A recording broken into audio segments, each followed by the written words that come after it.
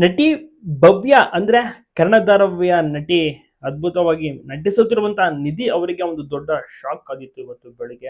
ಹೌದು, ಬಹಳನೇ ಬೇಸರದ ಸಂಗತಿ. ಪ್ರತಿಯೊಬ್ರು ಕೂಡ ಬೇಸರವನ್ನ ಪಟ್ಕೋತಾ ಇದ್ದಾರೆ. ಯಾಕೆಂದ್ರೆ ಅದ್ಭುತವಾದಂತ ನಟ ದಿಲೀಪ್ ರಾಜ್ ಅವರು ಇವತ್ತು ಅಗಲಿಕೆಯಾಗಿದ್ದಾರೆ. ಇವರ ಅಂತಿಮ ದರ್ಶನಕ್ಕೆ ಹಲವಾರು ಕಲಾವಿದರು ಸಹ ಹೋಗ್ತಾ ಇದ್ದಾರೆ. ಅದೇ ರೀತಿ ನಟಿ ಭವ್ಯ ಅವರು ಸಹ ಹೋಗಿ ಅಂತಿಮ ದರ್ಶನವನ್ನ ಸಹ ಪಡೆದುಕೊಂಡಿದ್ದಾರೆ.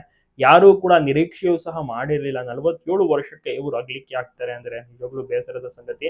ಹಲವಾರು ಧಾರಾವಾಹಿಗಳಲ್ಲಿ ನಟಿಸಿದ್ರು, ನಿರ್ದೇಶನ ಮಾಡಿದ್ರು, ನಿರ್ಮಾಣವನ್ನು ಸಹ ಮಾಡಿದ್ರು.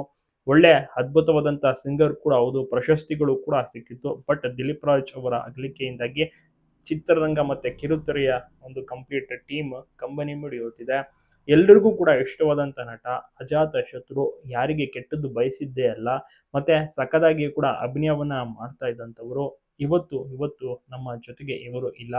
ದಿಲೀಪ್ ರಾಜ್ ಅವರ ಸಿನಿಮಾಗಳನ್ನ ತಾವೆಲ್ಲರೂ ನೋಡಿರ್ಬೋದು. ತುಂಬಾ ಅದ್ಭುತವಾದಂತಹ ಸಿನಿಮಾಗಳಲ್ಲಿ ಮಾಡಿದ್ದಾರೆ.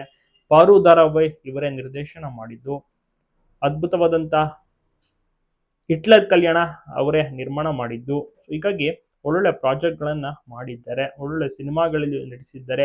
ಹೀರೋ ಆಗಿಯೂ ಸಹ ಕಾಣಿಸಿಕೊಂಡಿದ್ದಾರೆ. ಇಂಥ ಒಂದು ಅದ್ಭುತವಾದಂತಹ ಕಲಾವಿದನನ್ನ ನಾವು ಇವತ್ತು ಮಿಸ್ ಮಾಡ್ಕೊಳ್ತಾ ಇದ್ದೇವೆ. ಇವರ ಒಂದು ಆತ್ಮಕ್ಕೆ ಶಾಂತಿ ಕೋರೋಣ. ತಪ್ಪದೆ ಎಲ್ಲರೂ ಕೂಡ ಕಮೆಂಟ್ ಮಾಡಿ.